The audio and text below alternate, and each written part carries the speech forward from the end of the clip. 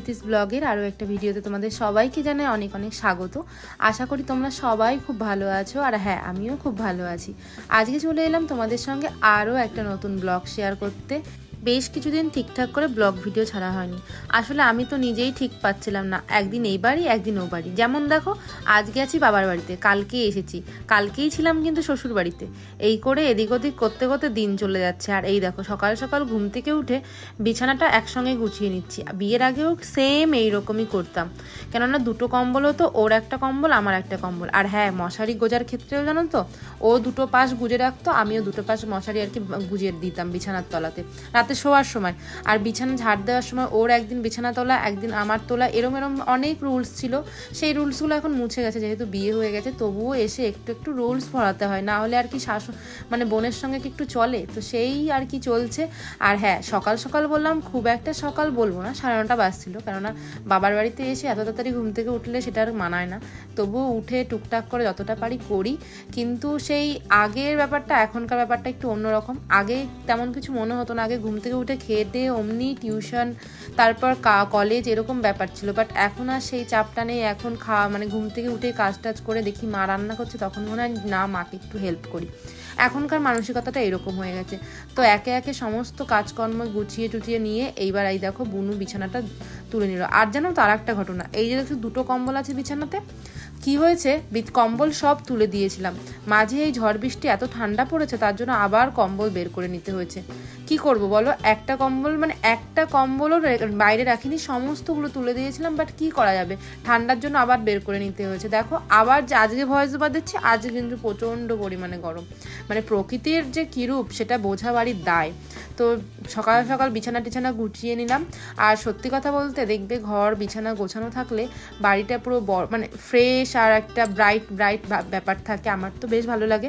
আর সত্যি বলতে তোমাদের কেমন লাগে জানি না, বাট আমার একটু গোছানো থাকলে মনটাও ভালো লাগে। এই তোমরা লক্ষ্য করে রাখবে, দেখবে ঘর বাড়ি পরিষ্কার থাকলে সব কিছুই ভালো লাগে। আর ওই দেখো, আমার বোনের আর কোনো কাজ নেই, সে একটু কাজের ফাঁকেই শুধু কী করে রেস্ট নেব, কী করে খাবো, কী করে রেস্ট, ওর সবসময় রেস্টের ধান্দায় চলে। কিন্তু আমি বলেছি রেস্ট নিলে চলবে না। আমি যেমন একটা কাজ করছি, বিছানা ঝাড় দিলাম, তুই ঘর ঝাড় দিবি, এই বলে একটু ওর ঘরে কাজটা একটু বাড়িয়ে দিলাম আর কি। না না, আমার এদিকে আরও কাজ আছে। ও একটা কাজ করতে করতে আমি এই বিছানাটা গুছিয়ে নিই, কেননা জানো তো, হাতের কাছে যেই জায়গাটা ফাঁকা থাকবে সেই জায়গাটা একটু হলেও নোংরা হতে থাকবে। কালকে সন্ধ্যাবেলায় গিয়েছিলাম ঘুরতে, আইসক্রিম খেতে, সেখানে গিয়ে এই জামা প্যান্ট পরে গেছে, যে যার মতো এসে এখানেই খুলে রেখেছে। সেটা হবে, সে আমারও হয়, কোনো সমস্যা নেই। আমি আবার কি বলতো, যে সঙ্গে সঙ্গে গুছিয়ে রাখতে পারি না। আজকে ধরো রাতে কোথাও একটা থেকে এলাম, তো গুছিয়ে এখন রেখে দিই, সকালবেলা ঘুম থেকে উঠে গুছিয়ে নেবো, এরকম আমার মানে অভ্যাসটা। আমার সঙ্গে বেশিরভাগ ক্ষেত্রে এরকম হয়। সকাল সকাল ঘরদোর পরিষ্কার করবার বেশি তোড়জোড় কেন বলো তো? আমি আসলেই বুনু এমনটা করে, কেননা দিদি আসলেই ঘরদোর পরিষ্কার করে নেয়। এই যে কিছুদিন আগে এসেছি, তখন সমস্ত কিছু গুছিয়ে নিয়েছে। আজকে দেখো বলছে দিদি ঘরটা একটু পরিষ্কার করে দে। না না, ও পরিষ্কার করে রাখে। আর কি বলবো তো, বাড়িতে একটু লোকজন আসলে একটু দেখবে ঘরটা এলোমেলো হয়ে যায়। যেমন যতই হোক, আমরা এখন বেড়াতে এসেছি, তো আগে বাড়ির জিনিস হলে একটা অন্যরকম ব্যাপার ছিল, বাট এখন বেড়াতে এসেছি, জামা কাপড় নিয়ে এসেছি, সেগুলো এলোমেলো হয়ে আছে। সেজন্য বাড়িতে দেখবে কেউ এলে তখন ঘরদোরটা একটু বেশি নোংরা হয়, ও পরিষ্কার করে রাখে। এই আমি এসেই বলতে পারো একটু বেশি নোংরা করে দিয়েছি, বাট গুছিয়েও রাখি, তার মধ্যেও এইটুকু নোংরা হয়েই যায়। আজকে তো ঘরটা দুজনে মিলে পরিষ্কার করছি। আর দেখবে কোনো কাজ যদি দুজনে মিলে পরিষ্কার করা হয়, সেটা খুব তাড়াতাড়ি হয়ে যায়। তো দুজনে মিলে তাড়াতাড়ি করে একটু গুছিয়ে নিলাম।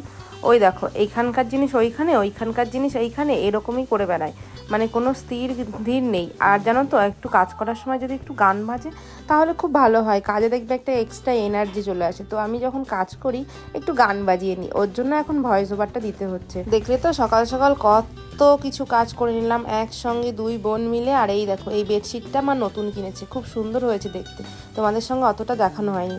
আর এই দেখো, এইটা কি বলতো, এইটা হচ্ছে আমার একটা সফট প্যাস্টেল রং। মানে আমি যখন ড্রয়িং করতাম, এই একটা মিডিয়াম আর কি, ড্রয়িংয়ের মধ্যে যারা ড্রয়িং করে তারা এই রঙটাকে চেনে। এটা হচ্ছে চকের গুঁড়োর মতো রং। এটা দিয়ে রং করার পরে একটা স্প্রে দিয়ে সেট করে দিতে হয়। এইটা দিয়েও আমি ড্রয়িং করেছি, বেশ ভালো লাগে এইটা দিয়ে ড্রয়িং করতে। তোমরা যদি কেউ করে থাকো অবশ্যই জানিও তো, সফট প্যাস্টেলে কাজ করতে কেমন লাগে তোমাদের। আর এই যে চলছে টুকিটাকি করে কাজ, মানে গোছানো পর্ব। আর এই দেখো, এই রঙটাকে আমি বাড়িতে নিয়ে যাবো, তার জন্য বের করেছি। এটা বাক্সে ঢোকানো ছিল, মানে কি গুছিয়ে অন্য জায়গায় রাখা ছিল, এখন আমি বের করে নিয়েছি কেননা বাড়িতে নিয়ে যাবো ভেবেছি। আর এইদিকে বরমশাই যে সবাই সবার কাজে, দেখো আমি আর বোন কত সুন্দর করে ঘরটার পরিষ্কার করে নিলাম। আর এদিকে দেখো ওর কাজ চা খাওয়া, ও কিন্তু 1 কাপ চা নিয়ে বসে পড়েছে, দেখেছো?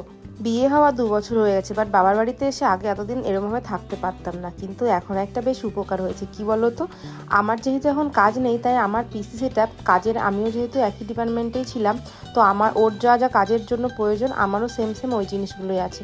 তো সেম জিনিসগুলো আমি এ বাড়িতে আমার সেটআপটা রেখে দিয়েছি, যাতে মাঝে মধ্যে একটু মন চাইলে আমি এই বাড়িতে বরমশাই আমি দুজনে মিলে এসে থাকতে পারি।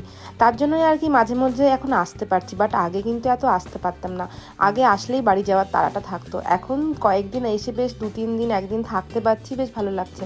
আর সকালবেলায় এসে বুনুর বাগানটা দেখিয়ে দিলাম, কেননা বাগান দেখতে খুব ভালো লাগে, আর কিছু যদি ফুল নতুন করি আসে সেটা তো আলাদা ব্যাপার। তারপরে দেখো এসে দেখছি যে মা কত কিছু রান্না বান্না হয়েছে আজকে বাড়িতে। আজকে হয়েছে লুচি আর আলুর তরকারি। আলুর তরকারি খেতে কে কে ভালোবাসো তো বলো তো, আমার তো খুব ভালো লাগে। আর এত সুন্দর সুন্দর খাবারের মেনু দেখে গিয়ে তাড়াতাড়ি এমনি ব্রাশ করে নিলাম, কেননা ঘুম থেকে উঠেই তো ঘর দোর পরিষ্কার করতে লেগেছি, ব্রাশ ট্রাশ করা হয়নি, তো ব্রাশ ট্রাশ করে নেবো। দেন এত সুন্দর খাবার দাবার তো খেতে হবে। আর সত্যি কথা বলতে ঘুম থেকে উঠেই যদি এসে দেখা যায় লুচি এরকম সাদা আলুর তরকারি, তাহলে আর বেশিক্ষণ ওয়েট করা যায় না, গরম গরম খাবার তাড়াতাড়ি খেয়ে নিতে হয়। যতই যা বলো লুচি আর সাদা আলুর তরকারি, বাট সকালবেলা যদি খালি মুখে 1 কাপ চা না খাই, কখনোই মুখটা কেমন যেন ঠিক হয় না, মুখটা কিছু একটা শুকিয়ে থাকে, মনে হয় কিছু একটা চাই। তো সকালবেলা 1 কাপ চা না হলে ঠিক জমে না। এটা শুধু আমার না, যারা যারা চা খোর বলতে পারো, তাদের কিন্তু চা অবশ্যই 1 কাপ মাস্ট। আমি আগে কিন্তু চাটা একটু একদম এতটা খেতাম না, শ্বশুরবাড়ি গিয়ে একটু চাটা খাওয়া বাড়ে, বাট এখন একটু আবার কমিয়ে দিয়েছি। এখন দিনে 2 কাপ, তার বেশি খাই না, তার থেকে কম খাই। বাট অফিসে যখন থাকতাম তখন যে কত চা আর কত কফি খেতাম, সেটা আনলিমিটেড, মানে মানে বলে বোঝানো যেত না। মানে দুপুরে 3-4 বার হয়ে যেত দিনে চা কফি খাওয়া। আর এইদিকে আমার বোন কি বলছে, সকালবেলা চা খেতে হয় না, সকালবেলা চা কেন খাই না, সকালবেলা চা না হলে ঠিক ভালো লাগে না।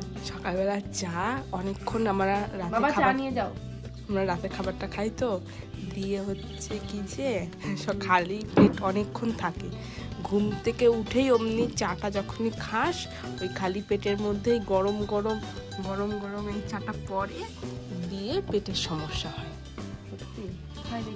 ফোন থেকে শুনেছি। কত হেল্প মানুষ তোকে একটু দেখতে চাই, যে আমার বুনু কত হেল্প কনসিয়াস, ও বাবা দেখলে ও চা খায় না। ভিডিওতে দেখেছি, এমনি কিছু না। না মা চা না, চা খাবো না, চা খেতে হয় না, তোমরা খাও। চা সব ঢেলে দিয়েছি।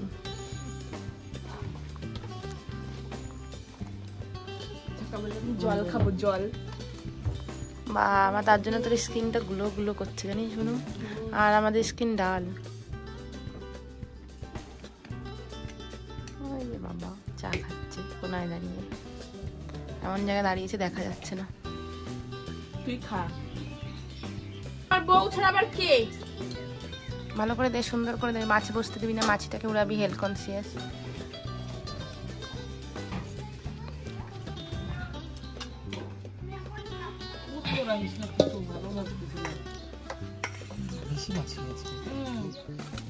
চারিদিকে মাছির যা উৎপাত কি বলবো। সকালবেলায় মানে সকালবেলা ঘুম থেকে উঠে কিছু নেই বারান্দাতে, তবুও মাছি বসে আছে, এত মাছির উপদ্রব কি বলবো। সব সময় অল টাইম কোনো খাবার খালি রাখা যাচ্ছে না, সব সময় খাবার দাবার ঢেকে রাখতে হচ্ছে। তোমরা কিন্তু একটু সাবধানে খাবার দাবার খাবে, আর খাবার দাবার ঢেকে টেকে রেখে খাওয়া দাওয়া করবে, কেননা এতটা মাছি কি করব কি বলবো বলো। দেখো রান্না বান্না করছে এখানটায়, আর মাছির উপদ্রব দেখো, মাছি কিন্তু উঠতেই আছে। আর এই দেখো দুপুরবেলা আজকে রান্নাটা আমিই করছি, মাও আর কি সমস্ত কিছু জোগাড়যন্ত্রী করে দিয়েছে, রান্নাটা আমাকে করতে হবে, কেননা আজকে হচ্ছে স্পেশাল একটা মাছের তরকারি হবে। তার জন্য মা বললো এক কাজ কর, রান্নাটা তুই কর। এইসব রান্নাবান্নার দিকে আমাকেই দেয়, বাট আমি নিরামিষের দিকে হলে তো আমি নিই না, আগেও বলেছি, ও বাড়িতেও তাই এ বাড়িতেও তাই। তার জন্য চলে গেছি রান্না করতে। আর এখন একটুখানি শাক ভাজা হচ্ছে, সেই শাক ভাজাটা বাকি আছে, শাক ভাজার পরে হবে মাছের তরকারি। আর আমি তো তোমাদের আগেই বলেছি উনুনে রান্না করতে আমার খুব ভালো লাগে, আর উনুনে রান্না করা যে খাবারটার টেস্ট খুবই সুন্দর হয়। তোমরা যারা যারা উনুনে রান্না করে খাবার দাবার খাও, তার টেস্টটা বুঝতে পারবে। উনুনে রান্না করতে সব ভালো লাগে, বাট ওই যে হাঁড়ির কালিটা ওইটা মাজতে ভালো লাগে না, এখনও পর্যন্ত ওইটা আমাকে মাজতে হয় না, তো ওর জন্যই মনে হয় উনুনে রান্না বান্না করতে ভালো লাগে, টেস্ট লাগে। কিন্তু যবে হয়তো আমাকে এই কালিটা মাজতে হবে তবে হয়তো আর সে ভালো লাগবে না মনে হচ্ছে। বাট কি করবো, কি বলো তো, জাল টাল দিতে হয়, সুন্দর করে রান্নাটা হয়ে যায়, তাড়াতাড়ি হয়ে যায়, বেশ ভালো লাগে। তোমরা যদি উনুনে রান্না করো যারা যারা, তারা কিন্তু অবশ্যই জানবে, আমি এটা বুঝছি। কিন্তু ওই যে কালিটা মাজার জন্য একটু ভালো লাগে না আর কি। সকালের খাবার দাবার শেষ করে মা আবার দেখি দুপুরের জন্য সমস্ত কিছু রেডি করতে লেগেছে। তখনই আমি মাকে বললাম, মা তোমাকে আজকে আর রান্না করতে হবে না, আমিই রান্না করছি। এই দেখো আজকের মেনুতে ছিল শাক ভাজা। শাক ভাজা খেতে বেশ ভালোই লাগে। আগে না খুব একটা শাক ভাজা খেতে ভালোবাসতাম না, বাট এখন একটু শাক ভাজাটা খেতে হয়। শাক ভাজা না খেলে তো হবে না, শাক ভাজাতে সত্যিই অনেক প্রোটিন, অনেক উপকারী শাক ভাজা। আর এইদিকে মা মশলা টশলা বেটেই দিয়েছি, মাছ টাছ কেটে বেছে ধুয়ে সমস্ত কিছু রেডি, শুধু আমাকে রান্না করতে হবে। মাছের ঝোলের আলুটাও এদিকে ভেজে রেখেছি, আর এদিকে সর্ষে বাটা আলু দিয়ে ডাঁটা দিয়ে তরকারি হয়েছিল। এটা খেতে কিন্তু খুব ভালো হয়, বাট ডাঁটাটা আমি খাই না, তার জন্য আলুটা দিয়ে খাই। আলুটা দিয়ে ভাত মেখে খেতে বেশ টেস্টি লাগে। আর এই যে মাছের ঝোল প্রায় শেষের দিকে। মাছের ঝোল দিয়ে ভাত খেতে ভালো লাগে, বাট আমি না মাছটাও তো খুব একটা ভালোবাসি না, তাই মোটামুটি। কি করছো? এই স্নান করে এসে ক্রিম মাখছি, কারণ আমার প্রচন্ড পরিমাণে ড্রাই স্কিন। এত গরম পড়ে গেছে তবুও আমার স্কিন ভালো না, একদম বাজে স্কিন আমার। তার জন্য আমাকে ক্রিম ইউজ করতে হয়। আমি জানো তো নিভিয়া সফট এই ক্রিমটা ইউজ করি, আর এই যে নিভিয়া বডি এটা ইউজ করি না, এটা বড় প্লাসের। রান্নাবান্না সেরে আমার আজকে স্নান করতে একটু দেরি হয়ে গেছে, অনেকটা বেলা হয়েছে। তার জন্য আজকে চুলটা ভেজাইনি। চুলটা ভেজালে এই গরমে আর শুকাবে না, দিয়ে ঘামের গন্ধ হয়ে যাবে। তার জন্য আর চুলটা আজকে ভেজানো হয়নি। তাই এদিকে খাওয়া দাওয়া করে এসে রেস্ট নিচ্ছি সবাই। আমি রেস্ট নিচ্ছি, কেউ রেস্ট নিচ্ছে না। মিষ্টু পড়াশোনা করছে, মিষ্টুর নোট টোট লিখছে। আর ওই যে বড়মশাইয়ের কাজ করছে, আর আমি এই যে ঠ্যাঙের পর ঠ্যাং দুলিয়ে মোবাইল দেখছি। খাবার দাবার খেয়ে তো আমরা রেস্ট নিচ্ছি, কিন্তু মায়ের রেস্ট নেই। দেখো খাওয়া দাওয়া খেয়ে মা আবার সেই থালা বাসনগুলো মাজতে বসেছে। আজকে রান্না বান্না করে মাজার জন্য আর মার কাছে যাইনি, মা নিজেই মাজছে। আর আমি একটু বসেছিলাম, ওই বসার ফাঁকে আমি একটু ভিডিও করছিলাম আর কি। আজকে তো তোমাদের সঙ্গে শেয়ার করলাম সারাদিনের কাজকর্ম, খাওয়া দাওয়া, সমস্ত কিছুর ভিডিও। আমার ভিডিওগুলো তোমাদের কেমন লাগছে অবশ্যই কিন্তু কমেন্ট সেকশানে জানাবে। আমি পারছি সারাদিনে যা করছি, আমার ডেইলি ব্লগ আমি এগুলোই আপলোড করছি। আশা করি তোমাদের সঙ্গে আরও ভিডিও নিয়ে আসবো। আর এই যে গুগল অ্যাক্সেসটা পেয়েছি, বেশ কয়েকদিন হয়েছে, নিজের কাছেই ছিল, তো ঠাকুরের পায়ে ঘোরানো হয়নি। আমার সত্যি কথা বলতে মা শীতলার কাছে যাবো আজকে বিকালবেলায়। আমি কি করে ভাবছি মা শীতলার কাছে গিয়ে একটু মায়ের কাছে গিয়ে আর কি মনের বাসনা এই যে ছোটোখাটো ওগুলো পূর্ণ হয়েছে, এটাই অনেক।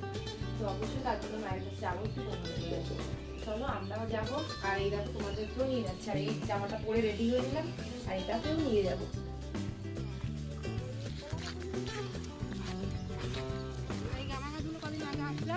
ছোট ছোট ছিল, এখন বড় বড় হচ্ছে। মাঠে সবাই মিলে এসেছি ঘুরতে, আর কারণটা তোমাকে বললাম। আর হচ্ছে গিয়ে জমিতে শাক তুলতে এসেছি, মানে একভাবে দুটো গাছ করতে। আর এই যে আমাদেরই জমি, এইগুলো এখানে আর কি শাক টাক তোলা হবে। আর ওই যে দেখতে পাচ্ছ আমাদের শীতলা মায়ের মন্দির, সেখানেই যাব। তো তোমরা আসো আমার সঙ্গে। এসেছি। আর এই যে জমিতে ভুট্টা, এটা কি হয়েছে বোন? আগে ভিতরটা দেখে নে, ভিতরটা একটু বলতো সেই বেবি কর্ন, সেই বেবি ক্রিপসি বেবি কর্ন হয় না, এগুলো কিন্তু একদমই ছোট, একটু বড় দেখে তুলতে পারতিস। ছিলি না, এগুলো তো আমাদেরকে ছিল না, তবুও এটা নেবো। আর কোনটা নেবো? একটু বড় সাইজের দেখে তোল। এইটা কেমন দেখ, এইটা দেখ, এইটা কেমন। এই যে মাহি, ওই যে দিশা, দুইজনা। দিশা তো ক্যামেরা দেখে মুখ লজ্জায় নামিয়ে নিল। মা গো, মাহি একটু হাই করে দাও। হ্যাঁ, নাকি ঘুম থেকে উঠে পড়বা না মামি? হাই করো তুমি, তুমি তো হাই করো, তুমি তো ভালো মেয়ে। আর ওই যে শাক তুলতে অলরেডি স্টার্ট করে দিয়েছে, যাই দেখি ওইখানটায় যাই।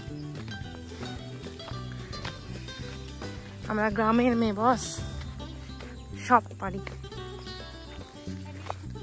কি শাক গো? নোটে শাক। হ্যাঁ, এই শাক খেতে ভালো।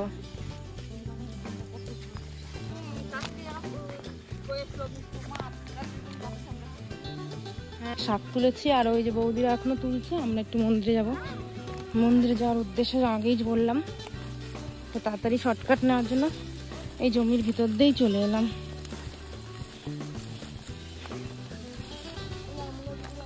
আর ওই যে মন্দির দেখতেই পাচ্ছ, ওই যে চলে এসেছি মায়ের মন্দিরে।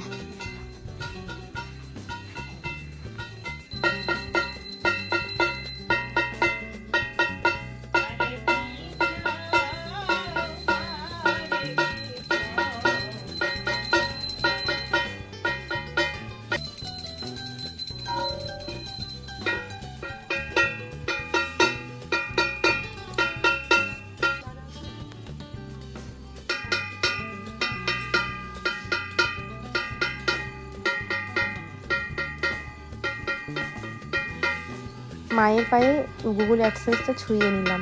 সত্যি বলতে মা না চাইলে কোনো কিছুই সম্ভব না। আর তোমাদেরকেও অনেক অনেক ভালোবাসা। তোমরা যদি সাপোর্ট না করতে আজকে আমি এটাও পেতাম না।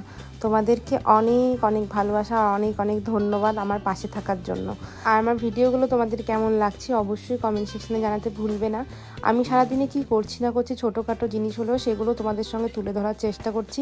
আর ঠিক তোমরা এইভাবেই যেন পাশে থেকো, এইটুকুই তোমাদের থেকে চাওয়া। আমার তরফ থেকে তোমাদেরকে অনেক অনেক ভালোবাসা।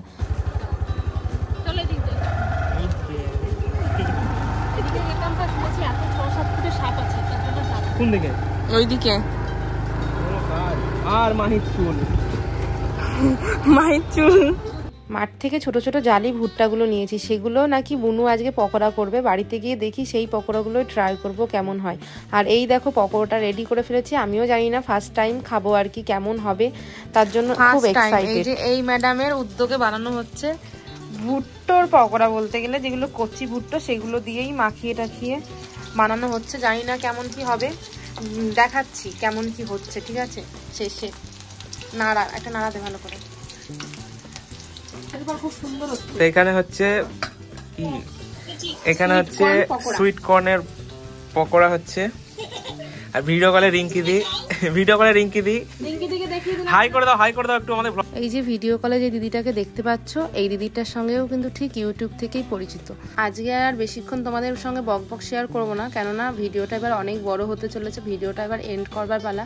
ভিডিওটা কেমন লাগলো অবশ্যই কমেন্ট সেকশনে জানাবে। আর ভিডিওটা ভালো লাগলে অবশ্যই লাইক কমেন্ট শেয়ার করে পাশে থেকো। আর এই পকোড়াটা খেতে সত্যিই খুব ভালো হয়েছিল। তোমরা যদি রেসিপি চাও অবশ্যই বলো, আমি অবশ্যই তোমাদের সঙ্গে শেয়ার করে দেবো। চলো এখনকার মতো তাহলে এখানেই বিদায় নিই। সবাই ভালো থেকো, সুস্থ থেকো। আরও একদিন দেখা হবে অন্য কোনো একটা নিউ ব্লগে। আর এইভাবেই তোমাদের সাপোর্ট চাই। চলো এখন টাটা।